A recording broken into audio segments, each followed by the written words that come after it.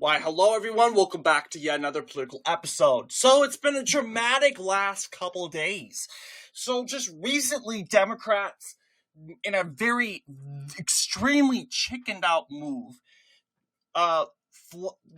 Democrats fled the state of Texas in a peak of desperation in attempts to stop Republican redistricting from taking effect.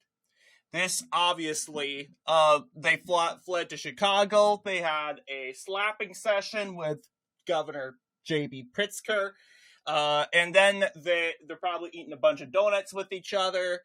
Meanwhile, Governor Greg Abbott is subjugating these Texas Democrats for arrest, because what they are actually doing is extremely illegal, because what they're doing is they claim to be we must stop the rich, we must stop the wealthy billionaires. Well, what they're doing and how this is criminal is they're getting paid right now. They're getting tons and tons and tons of money for not doing their job right now. They are kicking feet in Chicago, and they are chillaxing. They're virtue signaling and projecting. Meanwhile, they're getting money that they have not earned. And not only that, but they are destroying decorum, which is obviously can result in huge consequences. We've seen decorum being violated by Al Green of Texas. Decorum is usually a big issue in Texas. You have the crazy people like Al Green and Jasmine Crockett throwing tantrums and being nonsense. Fortunately, Al Green's just got a slap on the wrist. He got, of course, whatever it was called, censured, and he should have been voted out. Too bad Republicans didn't get a better grip during that time. But yes, this is obviously very, very, very, very bad, what Democrats are doing in Texas. They are fled to Chicago. They're woke virtue signaling.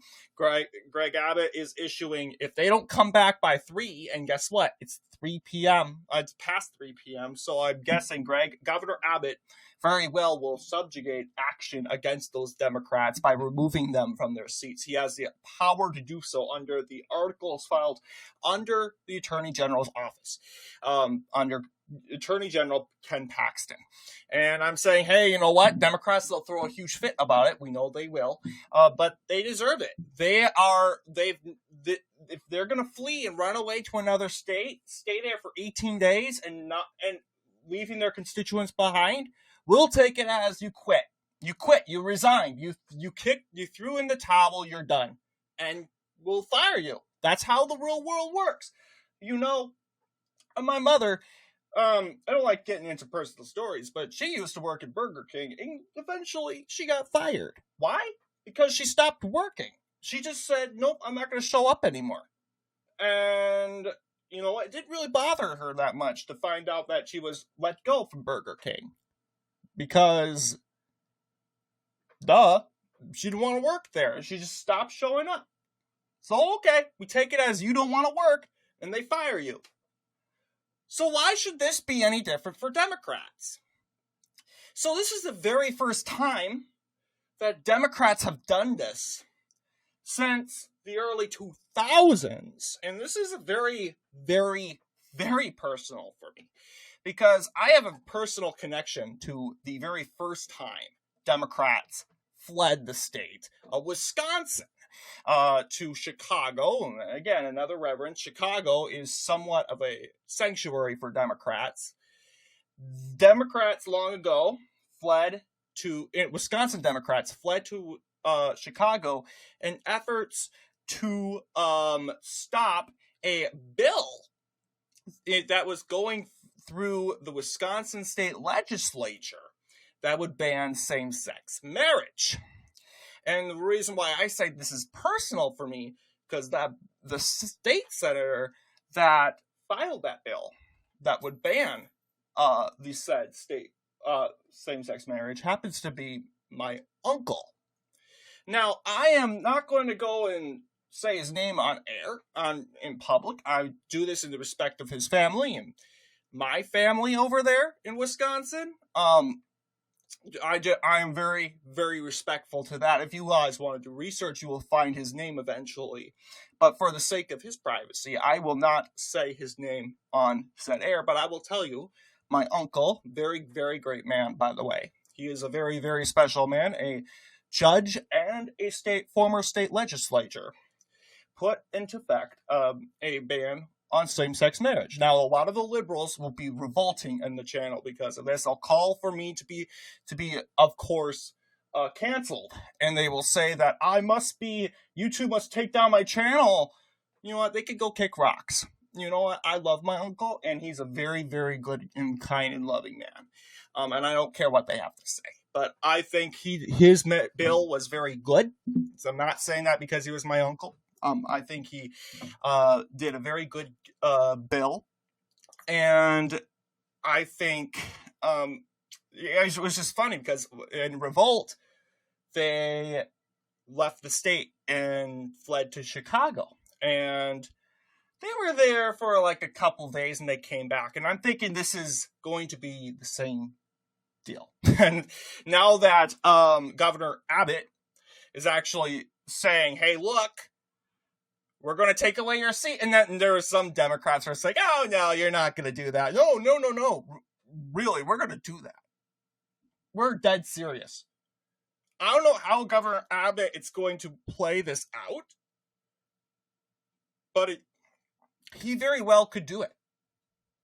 So obviously, we got to go ahead and talk about Florida, because I just wanted to address the current events.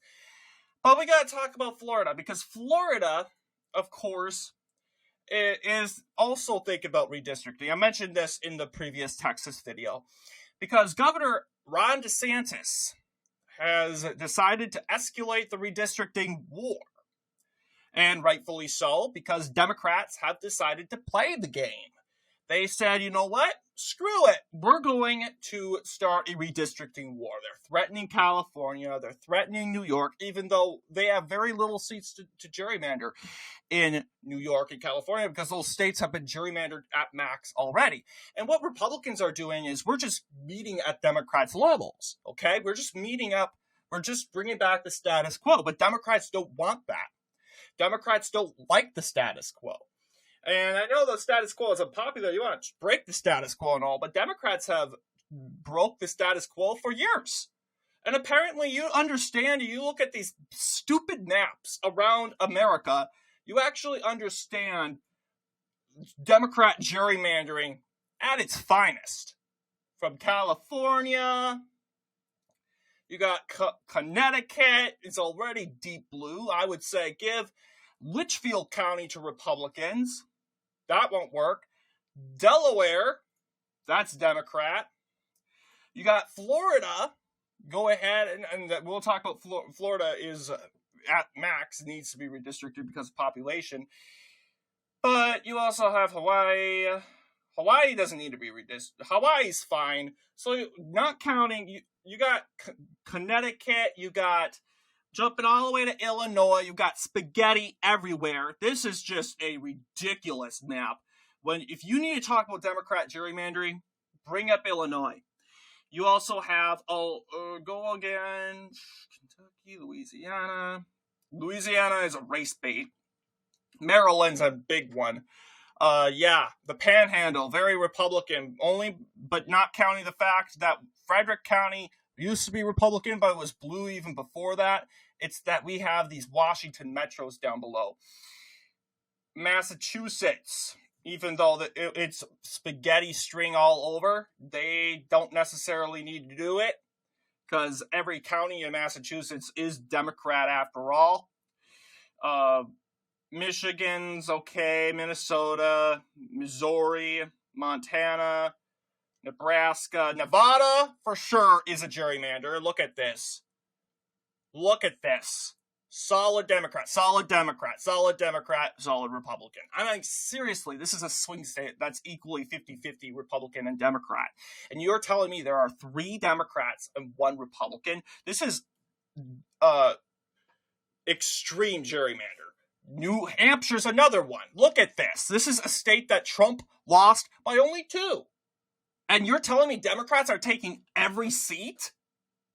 So the deal is, yes, I do think Republicans should be able to challenge that Democrat gerrymandering, because you also got New Mexico. Let's remember, you have District 2. Well, District 2 is tossed up, and not to mention, Gabriel Vasquez is somewhat popular in that district. Not saying that, and Trump barely won that district. This is Democrat gerrymandering at its finest in New Mexico. You also got New York, Democrat gerrymandering. You also got North Carolina. You also have, North Carolina, never mind. You want to say North Carolina. Although the Democrats will say, North Carolina is Republican gerrymander. I'm like, where else in the state do you have an impact for Democrats other than Charlotte and Raleigh? Let's be honest. There's no other place. They want to point at the wall and say, this is a mistake. It's just so stupid. Yeah, but you got Pennsylvania to a point. Yeah, to a certain degree, Pennsylvania is somewhat of a gerrymander. You do have Bucks County. At the time it was Republican. You did have slitting into Montgomery County that they were trying to get the Democrats in there, but Bucks County, Brian Fitzpatrick is relatively very popular. You also got the 17th district, very rural, Republican, only by the fact that you got Allegheny County in there, which did not help Republicans.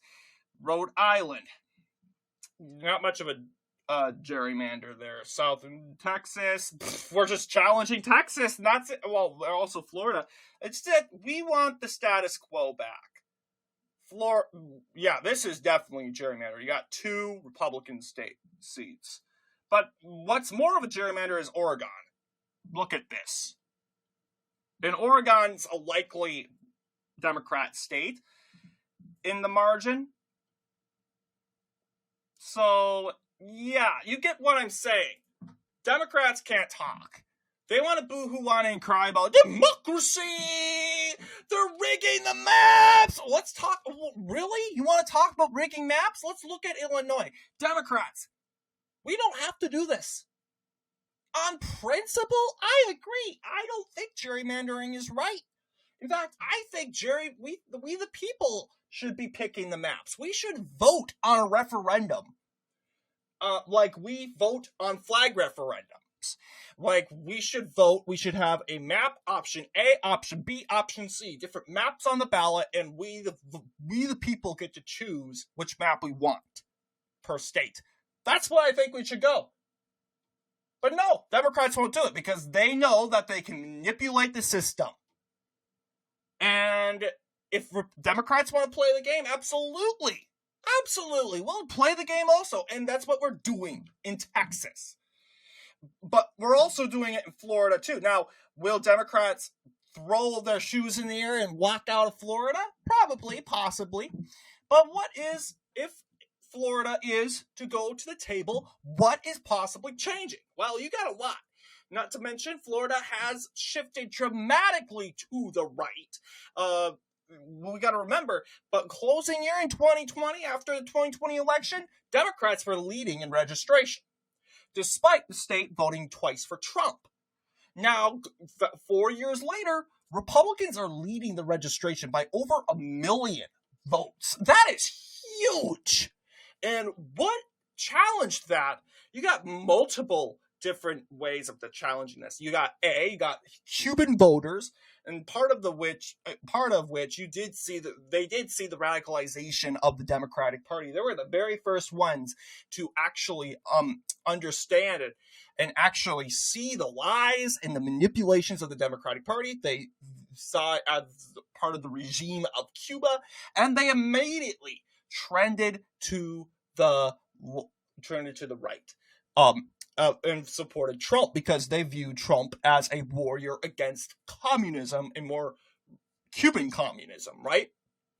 Puerto Rican voters are more left, but a lot of them in Florida tend to lean more rightward. We've seen this in Osceola County last year. It voted Republican.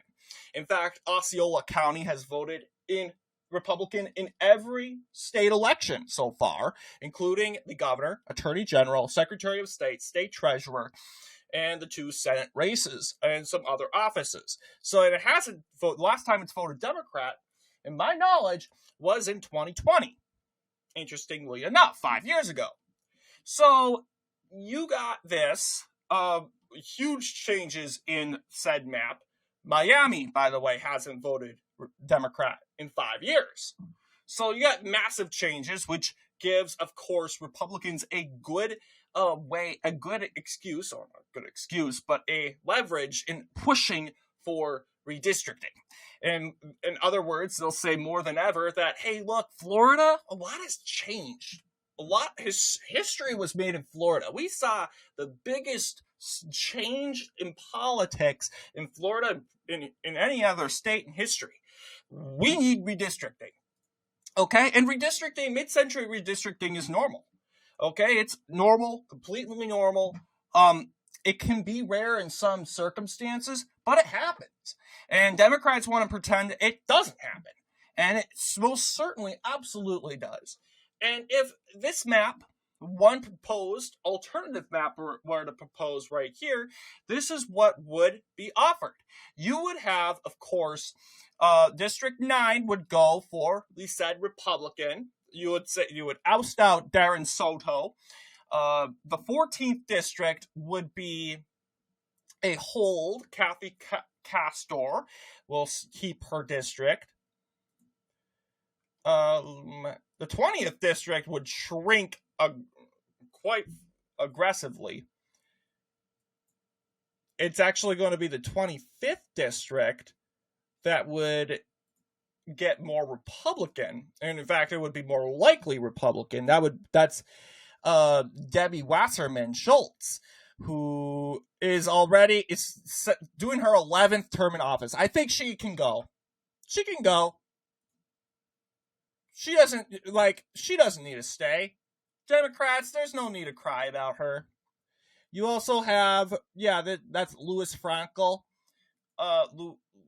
who is Lois Frankel, who is doing her 7th term. She will keep and stay in office.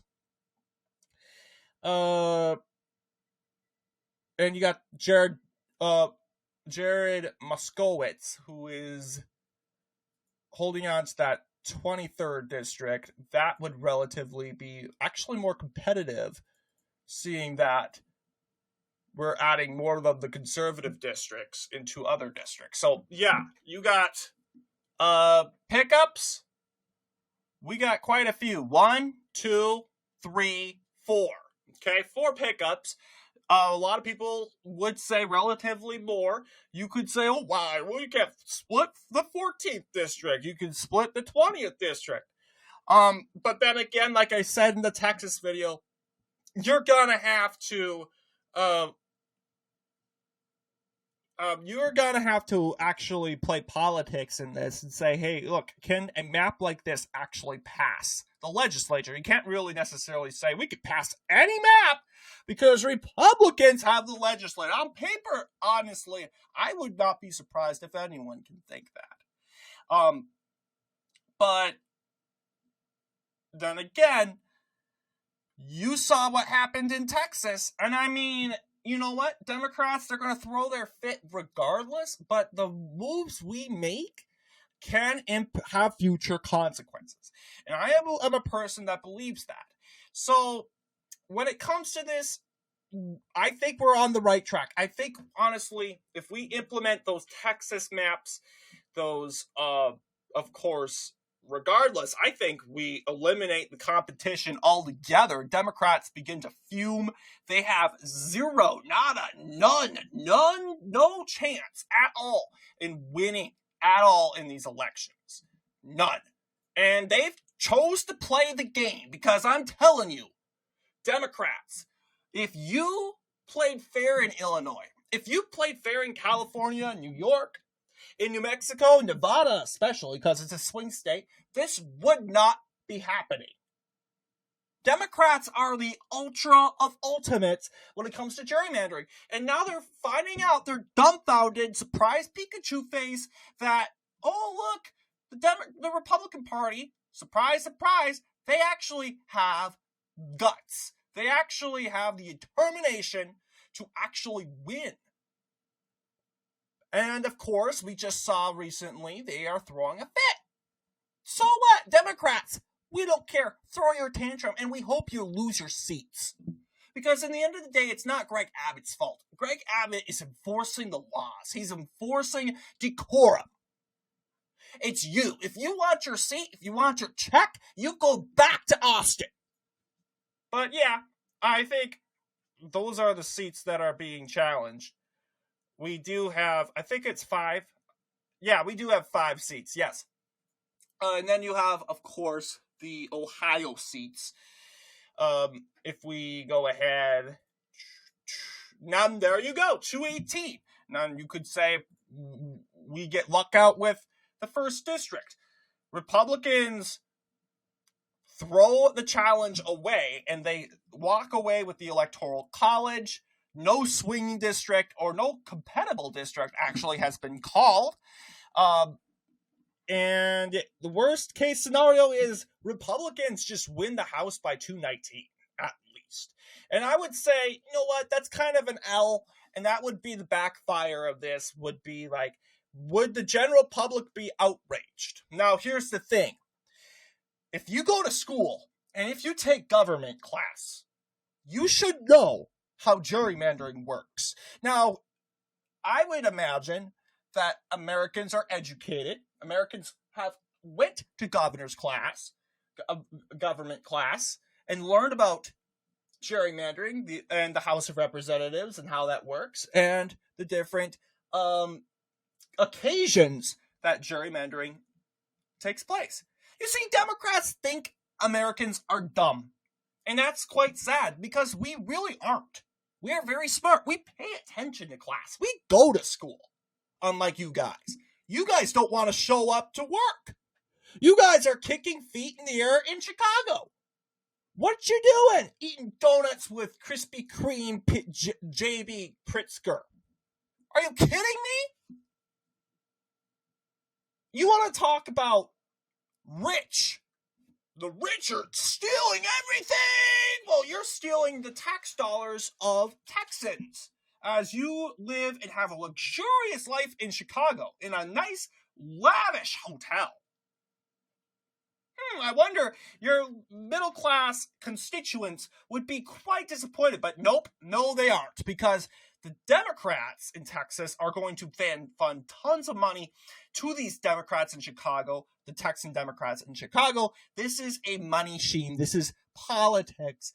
They're doing a tap dance to get money, okay? This is their idea to virtue signal, because the idea of this is to show Texans that, hey, look, we're coming out, we're fighting for democracy, we're fighting for democracy against fascism, we're fighting, we're risking our jobs for you. This is the scheme, and it could work. I'm just telling you, see how stupid these Democrats are, but it's a scam because they're going to be shutting so much money up the rear ends of these Democrats, and it's going to do all for nothing because Democrats will be using that money not to help them with elections, but to do this silly, stupid skit. It's a little play, a child's play, a 5th grade musical. They go walking all the way in Chicago. They do their fake tears. They throw a fit, kick and scream with JB Pritzker. They do a stupid press conference. Democrats throw money in the air.